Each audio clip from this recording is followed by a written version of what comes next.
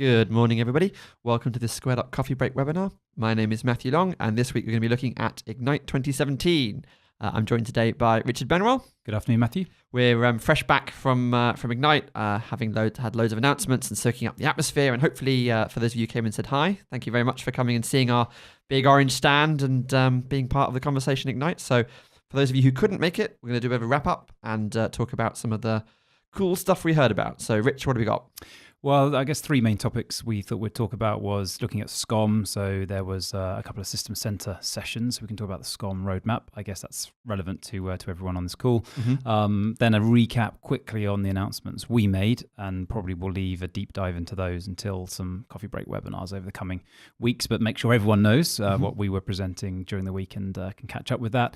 And then I guess a sort of broad sort of catch-all around some other sort of Microsoft and general industry news, including something called Honolulu, which we'll come to in a second. So that's not us going to Honolulu. No, unfortunately not. Okay. So what was the sort of, from a SCOM perspective, what's the big thing? So I guess the big thing we learn is the next new release of SCOM is SCOM 1801. It's a catchy name. The marketing boys had a field day there. Yeah, so I guess aligned a little bit with the configuration manager naming. So if you're familiar with what happened with configuration manager, you'll see that happen to SCOM. So 1801, I guess, reflects the fact that it's released in 2018 in the first month, so January 2018, hence 1801. So if we head over to the next slide, this was the slide the System Center team presented at Ignite.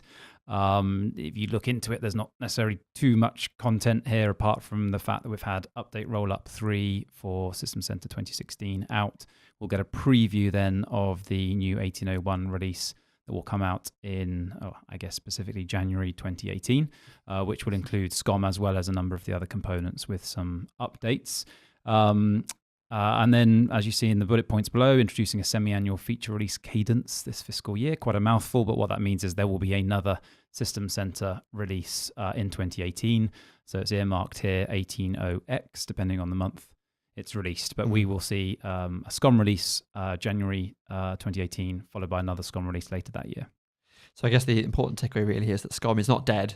It is being worked on, and there are people who are doing stuff with it right now. Yeah, we'll take a look at the new features in a second, but I know there's a long list of features that the SCOM team do want to push out there and are sort of working on. So I think they're actually quite far through their current release cycle for 1801. I think sort of they've got a number of the features pretty much done, and I guess we'll see that in the preview. And I know they're working on a number of other sort of features for that second release in 2018. Not quite clear at the moment sort of what that looking forward guidance is really saying. Whether we're going to see just this now nice ongoing sort of semi-annual feature release with a bunch of new features in SCOM for the foreseeable future, or whether there's going to be a bit of a push in 2018, and then perhaps we'll start to see just sort of some regular maintenance releases. So I guess we'll get some more updates from the SCOM team in 2018 on that. So, I mean, for them, the big sort of one of the big things they're announcing was they got a new web console with a few little things that look familiar if you're used to Squared Up.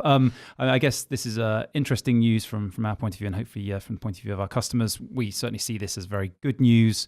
It means that Microsoft can continue to sell SCOM.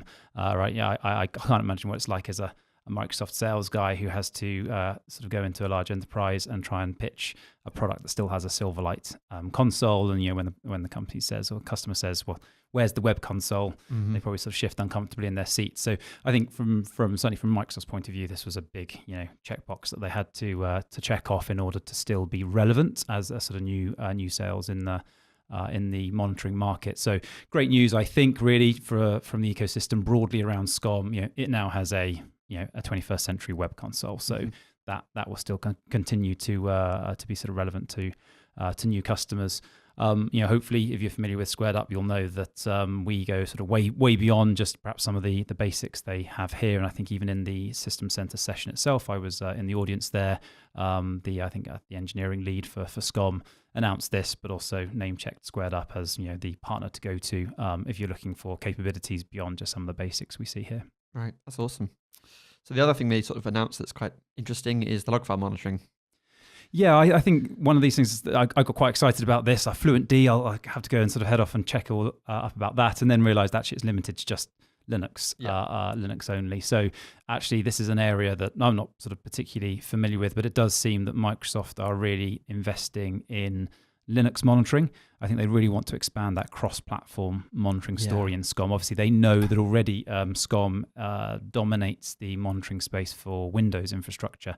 I think they really want to make sure that, although there's not necessarily much more to do in the Windows space, they really are relevant in the Linux monitoring space as well. I mean, this is a big deal as well. Like every Linux app writes to a log file. Like Linux is a file-based operating system, right? So everything's in files.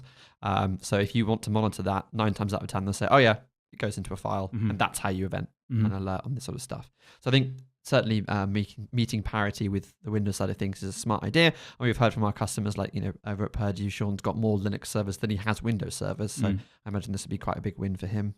Yeah, and it'd be great to hear from customers who do engage with this and do find sort of value in this with their Linux systems. Absolutely. Okay, so the other cool thing, a tricky one. So this we saw back at MMS earlier this year, in May earlier this year. And just from, on a slide, it looks good. Actually, in reality, sort of having seen the integration, it looks a bit awkward. It doesn't look like it's actually going to deliver on what most people are expecting this integration to deliver on. We're not going to sort of cover it much here. But we've sort of made the decision at Squared Up that there's not actually anything of value there for us to be sort of integrating with or consistent with. Obviously, with our sort of VADA discoveries, I'm a bit disappointed about what the Microsoft team have done here with service map integration. It looks a little bit like not a particularly sort of successful integration. And I think the only thing I'd say is just if you are looking at this, if you are looking at service map and then you want to obviously sort of hook that into SCOM, just approach this with caution. It's just the same sort of functionality they announced a while ago. This is just a management pack they released in the summer, isn't it? Like, was it 2 or 3 months ago? I think they previewed it early. I'm not actually sure what state it's in right now, whether it's sort of publicly available or not. But you're expecting it to pull in a DA from service map, just like you would get with VADA, and it doesn't seem to. It does this sort of very awkward thing of creating a group per server and then putting all of the dependencies of that server in that one group and then putting a node in the SCOM console per server. So if you're doing this at any scale, I think it could well impact your SCOM environment. Yeah, I think definitely our recommendation would be do it in a test environment first and configure it very carefully. Yeah, actually read the guide for the MP and don't just throw it in there. But again, if anyone's listening is engaged with service map, is trying that out, and obviously going to then sort of try out this integration, drop us a line, just sort of let us know kind of how it's working for you, and if you sort of see anything in that does offer some value that you'd like to see from Squared Up as well. Yeah, we'd love to hear from you. Okay, so moving on to maybe something slightly more useful. The management pack update mechanism. Yeah, this is one of these, when you're out at Ignite, you hear a lot of expressions of finally, and we'll come on to another finally in a second. But I guess this is much more of a finally, a bit like scheduled maintenance mode. This is a finally moment, which is we've seen management pack catalog in SCOM for some time. It's obviously always sort of offered a lot of value. Then Microsoft moved to the MPBs, so the binary bundles for management packs, and didn't release those through the catalog. So suddenly, to find out the very latest version of a management pack, you're just essentially using Google or Bing to find out that latest version, download it, hope that it is the latest version, and then how do you know about updates? So it feels a little bit of a step backwards from where SCOM was previously. This gets it back into shape. So I guess sort of the highlights here are that all Microsoft management packs will be delivered back through the catalog in the SCOM console. You will get updates, so telling you when there are updates available. There are these lightweight discovery packs now, which can just do a simple discovery. So, for example, can discover that you do have, sort of a SharePoint server somewhere. You don't yet have the SharePoint management pack, so it will suggest the SharePoint management pack. I guess the other top-level item is that they are extending this to third-party vendors as well with certified management packs. Right. So you will start to see some of those management packs come into that catalog. I mean, it seems such a simple thing, but then they released SQL Server 2017 at Ignite. And it's one of those things that's so easy for someone to go and install it somewhere in your environment, and then you're not monitoring it because you're missing that version. Yep. So this is actually, I think, quite a big piece. Yep. Should be quite cool. And they announced sort of some other smaller things as well. So shout out to those MP authors out there. Visual Studio Author Extensions will work on 2017. Yay! Yep, I'm currently running 2017 and 2015, as probably many people. So that's good news. Improved Unix Linux support, I think, again, fairly broad brush sort of statement there, but I think they are really looking to improve the performance and sort of all-round support for cross-platform. The installation mechanism as well, they're sort of fixing up, because I think that's pretty gnarly at the moment on a lot of OSs.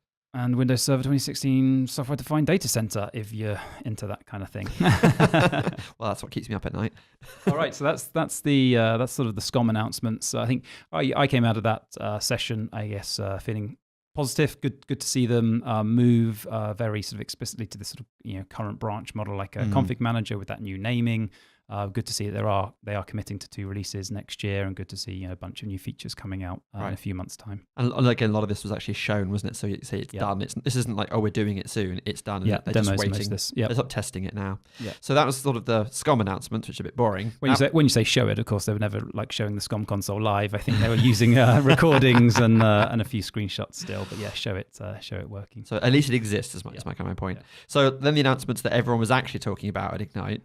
Which was, of course, Squared Up 3.3. Yep, so we GA'd that on the Monday. I think if you were on a previous webinar, you would have known that we had an RC, I think the week before Ignite. So that went live on Monday, getting some great feedback around the quick starts, actually even from customers who already had Squared Up installed, downloaded 3.3, saw the new quick starts, got inspired by some of the sort of integrations and ideas we had there, and sort of, increased their usage of Squared Up and sort of integrated with new platforms. So hopefully that's useful to not just new customers, but some existing customers as well as the nice status block tile and that kind of new Vader entry point in there. Yeah, so if you haven't seen it, go back and check out the webinar. I think we can make that public now, can't we? It should be public already on YouTube. So I'll put links in the description if you're watching this on YouTube, so you can go back and check that out immediately. So 3.3 actually was old news by the time we went to Ignite. And actually what we were doing mostly on the stand was talking about Squared Up v Next. So if you were at Ignite, you got some really great first-hand demos of Squared Up v Next. We're calling it v Next without putting a number on it right now. So for those of you who weren't at Ignite and really missed out on all that kind of goodness there, just a brief recap of what I was showing, both in the theatre there and on the stand. So we were showing off component level application mapping, so going beyond just server level mapping and actually showing specific components, including SQL databases. I showed off TCP link dependency monitoring, really awesome feature. Imagine Vader with links between all the dependencies, and they go red if SCOM TCP monitor has detected a down link there.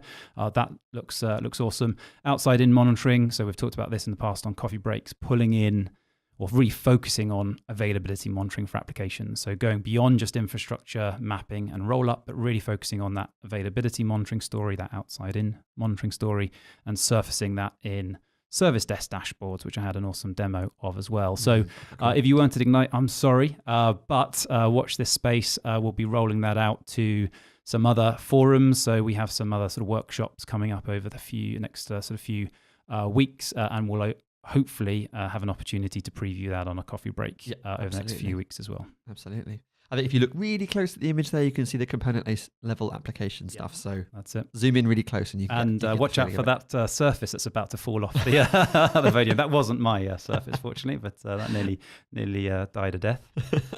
So the other cool thing we were showing off, really, I guess, was Shawn was back to do some and this really complemented the demo. So I was showing off vNext, but actually what we did then is typically follow that with Shawn Williams, who did an awesome job working very hard all week, gave a live demo every single day of the week, Monday, Tuesday, Wednesday, Thursday, VPN live into his environment like he did on a coffee break a few weeks ago with us on a webinar.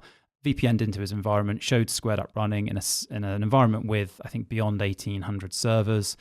I don't know what he has done to SCOM. I think he's got some sort of SQL DBA skills as well. SCOM was absolutely flying, and he has a really great story around end-to-end application monitoring. And actually, what's really nice to see is Shawn's still spending a lot of time developing that story even further. So using all of the Squared Up capabilities and a lot of the guidance we're providing to really deliver this application monitoring story to his organization, including service status dashboards, and service desk and end user dashboards. And actually, Shawn's really, really keen to come back and show everyone the steps he's taken, because almost he's feeling embarrassed about what he showed a few months ago, because now the next stuff is so good. So actually what we'll hopefully be doing with Shawn is keeping that as a sort of a rolling, ongoing demo. Yeah. So hopefully we'll have Shawn back on the coffee break in a few weeks' time, sort of showing out off what he's done next, and sort of we'll continue that story. So when Squared Up V Next is available, hopefully we'll show Shawn using all of that new functionality and sort of hopefully be a leading light for many other customers to see what they can do with SCOM and Squared Up. So if you watched the previous case study with Shawn or your EDU and you're thinking, this is my real challenge, like maybe it's worth getting in touch with us and letting us know, what you'd like to hear from him about. If there's a particular challenge that you wondered how he overcame it or that kind of thing, let us know and we can sort of ask him those questions and make sure that's covered off. Yeah, and he's got some great stuff in his demo from F5 monitoring, Linux monitoring, Oracle monitoring, OMS integration. He's now got Service Manager integration, which is new. Integration with Xymon, integration with Cisco Prime. Yep. Lots and lots of good stuff that you can learn from Shawn there. Cool. So sort of back on the MPs and updates sort of topic, the other thing we sort of showed off was... Yeah, well, so the thinking here, this is just a very short sort of preview of what we have coming. We were thinking every time we present on community management packs, we have such great feedback. People saying, I never knew this pack existed. Right. I've been looking for that pack for years. Like, how did I not know all these packs existed? We had sort of presentations running on the stand at Ignite. People were taking photos of the packs we were presenting, coming up and asking for details. So obviously there's a real sort of need for these community management packs out there. There's also obviously a real need for greater visibility of those community management packs. So here at Squared Up, we thought we would try and solve that problem. Just as a brief sort of preview of that, we will be releasing a community management pack catalog that essentially you plug into the SCOM console. It's going to give you all of the capabilities that you'd sort of expect from a management pack catalog in the SCOM console, but for all of those free community management packs out there. It's going to allow you to discover and keep up to date with all those great free resources. Right, and a key point there as well is it's sort of curated and maintained by the community as well. It isn't just like the ones that we think are great. This is not going to be although this is sort of delivered by Squared Up, it's going to be maintained by the community. And we'll have more news on that over the next few weeks as well. Yeah, it's definitely going to be awesome. I can't wait for that to be released. Okay, so we also sort of had a Microsoft released Project Honolulu, didn't they? Yep. So this is in public preview as far as I'm aware. This was another one of those finally moments. You heard the word finally used a lot. So they had a little booth around this. There was a JavaScript developer. So one of the developers at Microsoft who'd been working on this. I think he was quite surprised by the fact that everyone just came up to him and said, this is going to be massive, and finally. So what is it? It's a new web UI for Windows Server. They're making it, although obviously it's a new component, it's going to be able to be a UI for many versions of Windows Server all the way back to 2008 at a push. I'll have to check that, maybe to 2012 too, I would say probably. But I think essentially it's sitting on top of the Windows Management Framework, so WinRM or WMI under the hood. So it can be backwards compatible with many versions of Windows Server. It's a brand new UI, web-based UI. It's not even an IIS application. It's a sort of standalone application. You can run it on your Windows 10 desktop, or you can install it on a Windows Server. What's really nice as well is that finally this is the interface into Windows Server Core. So Core doesn't need the full UI. You can just now have this as your entry point into essentially a black box from the point of view. It's just Core, and this is fabulous. So you can see down the left there, we've got access to devices. You've got basically a file explorer, the event log, firewall, local users, task manager, regedit. It's awesome, and it's really slick, and it works really well. We were very excited when we saw it. We have access to a private preview of the integration SDK, and although we are not allowed to show it because it is private preview and under NDA, I think we are one of the first vendors to integrate with this new experience and make sure Squared Up is there. So imagine, I'll paint a picture for you, but sort of imagine your visual application discovery, so mapping out your dependencies of this server in that right-hand pane there as well. And that's something that hopefully we'll be delivering next year. The timescales are still quite long. I think we won't see more announcements about this until next year, and certainly that integration, I think, is only going to be public previewed at Build next year. So sort of some sort of way off. So we're there, we're ready, we're very excited to make sure that Squared Up gets integrated with this, and this gets integrated with Squared Up. Finally, with this web UI across your sort of real drill down views on your server, as well as the web UI across all of your infrastructure and applications, you can really sort of see some exciting sort of seamless workflows and stories here. I think I love about this as well. It isn't just viewing data. Like earlier on, we were playing around with it, and you went into the task manager view. You're like, can I end process? Oh, I can end processes from here. Like you can actually. It isn't just looking at it; it's actually managing the server as well. So finally, we have that sort of story of don't log on to it, manage it remotely. It's kind of been the mantra of Microsoft for a while now, and now it feels like actually there's an interface that you'd want to do that with. So still early days, and as I say, we weren't allowed to kind of talk in any real detail just because things can change. So kind of watch this space on that, but we're hooked into that from day one. Yep, and this is public, so people can go and check it out right now, can't they? So definitely go and do that. So there's some other cool announcements as well in the technical keynote. Aside from quantum computing. So if you haven't checked that out, definitely go and watch it. But just for some sort of summary highlights, I think one of the sort of points that we weren't that surprised to hear, but Microsoft kind of snuck in at the tail end of the conference, is that OMS is kind of going away, right? Certainly from a user experience point of view, I think it was actually the very last session on Friday. On Friday morning after most of the show closed down. They did announce that they are migrating all functionality from the current OMS portal into the Azure portal. And I guess the OMS portal will be deprecated, deprecated and eventually removed. So start to see, just to make it clear, none of the functionality is going away, right? So OMS is not dead from a point of view of like, it doesn't exist anymore. All that functionality, we know that the log analytics has moved into Custo, which sort of underpins App Insight. So all of that functionality still exists. All the other sort of related functionality exists. It's just rather than it being a separate user experience, you'll just be thinking of it as Azure management, right? And part of that is Azure Log Analytics. And look at that integration. Like the Azure portal now has PowerShell built into it. So from a web browser, you can just click on a button, PowerShell instance fires up. You can manage your commandlets directly, no more connect to Azure and everything else. And likewise, they've built all these other management capabilities into the Azure portal, which interestingly is not just for your Azure resources, it's also for your on-prem stuff.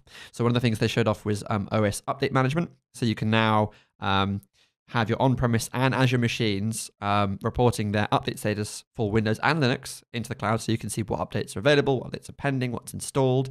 You can go and schedule that as well. So you can say, I want these 50, 100, whatever servers on 2 a.m. to go and install all critical updates. And that's all in one place. So they're trying to build this story around, doesn't matter if you're on-prem or hybrid or pure cloud, you use the Azure portal for all of your management experience. There's your monitoring, there's your update management, here's your change tracking as well. So they've expanded that stuff out with some really cool new features. I've listed it out there roughly, and definitely go and watch this bit, because now they're not just showing like services and software changes. They can show you, look, this registry key value changed, this file was deleted. So you really can do some really deep full auditing on your system if you want to. And the UI is actually quite slick as well, so it makes it very easy to say, let's look at all registry changes across all thousands of computers and hone that down to these keys and whatever you need to. So Corey Sanders showed that off. It's the first 10-15 minutes of the keynote. So if you've only got a small amount of time, go ahead and look at that. It looks really, really interesting. And then the last sort of piece I wanted to talk about really there was the SQL database managed instance.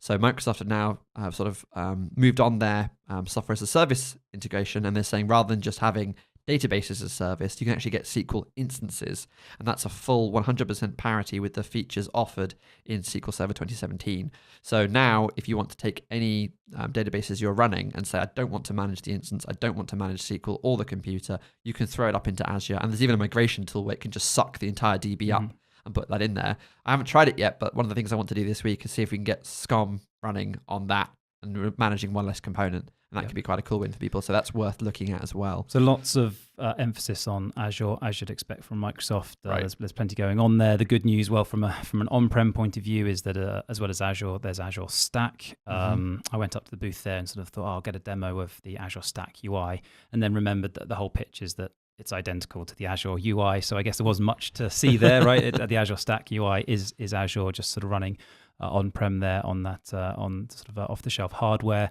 I think probably kind of the picture from Squared Up, which kind of great news. Obviously, there's lots going into Azure and Azure Stack.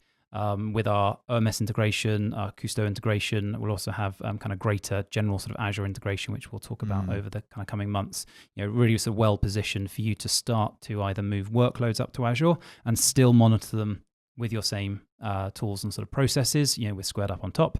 From the point of view of your application teams, they don't actually really kind of care necessarily whether that application VM is running on-prem or on Azure. Their sort of experience for that should be similar. So SCOM is still well positioned for that. Squared Up is still well positioned for that. Or if you're starting to adopt some Azure tooling like log analytics or the change tracking, again, you can incorporate that right now into your monitoring and management experience through Squared Up and sort of start to get value out of that right now. So loads to absorb from Microsoft, and hopefully absorbing that into Squared Up is a great strategy. I made a really cool dashboard this morning of showing all updates pending on all our machines, and it was really, really easy to do. So that's an amazing integration. Actually, I sort of didn't see the question come in from kind of Richard on the Q&A there, but will that integrate with change tracking? Absolutely. So already, I think one of the strongest stories we have with OMS integration is the change tracking story. So if you've sort of not seen kind of one of the demos across application monitoring, we already can pull in the change tracking data from OMS or Azure Log Analytics and show you, instantly what's changed across any one of those servers in an application. And of course, based on the fact that most applications do have problems because of changes, you really get that kind of root cause analysis, almost in sort of one click by integrating that into Squared Up on top of your application models discovered by Vader. So really, really strong story there. Actually, I was trying to get that file change tracking working at Azure. I was clicking around, and actually I think something fell between the gaps with the move from the OMS portal to the Azure portal, because for whatever reason I couldn't get that sort of file and registry tracking up and running. But someone in the team here will kind of look at that again, and I guess that would be a really great demo for another coffee break. Yeah, absolutely. Okay, so I think we'll probably wrap here because we're getting a little bit sort of long for this episode. So if you saw anything cool at Ignite and thought, actually, I wish the guys would talk about that, do let us know and we'll maybe cover it in a future coffee break. But there's loads and loads to go and see there. The recordings are all sort of making their way online now, so definitely go and take a look at those. Unfortunately, our session wasn't recorded, but stay tuned to the Coffee Break channel for what we're working on with vNext, and you'll see that content coming up in the next sort of couple of weeks and months. Okay, so thanks very much, guys, for staying with us today. As always, this recording will go up on YouTube along with the slides. So make sure you check that out. If you want to send this to a colleague, you can go to squaredup.com/coffee-break/series and sign people up to the microsite.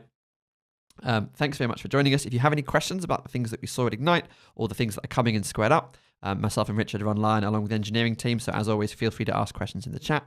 If not, thank you very much for joining us. Have a great day. See you next week.